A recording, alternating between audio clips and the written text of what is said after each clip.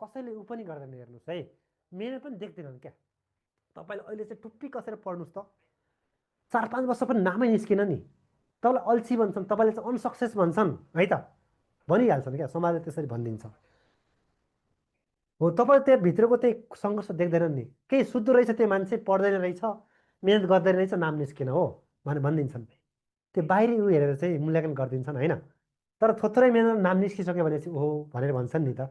हो त्यो कुराहरू चाहिँ ख्याल गर्नुपर्छ अलिअलि चाहिँ। त्यो रिजल्टलाई मात्र बाहिरी समाजले हेर्छ क्या, भित्रको सङ्घर्ष कसैले हेर्दैन हेर्नु है। हो त्यसले गर्दाखेरि चाहिँ मेहनत गर्नै पर्छ आफ्नो अवस्था हेरिकन। लोकसेवा जुन छ नि यत्रो छ नि, पहिला जस्तो छैन हेर्नु। पहिला हाम्रै पालामा भन्थे है, कति हुन्थ्यो भने 1200-1300 जना थियो जस्तो लाग्छ हाम्रै पालामा पनि। लगभग कता गयो फेरि, 1300 हो कि 1200 मात्र थियो क्या, त्यहीसँग लडाइँ परे हो होइन।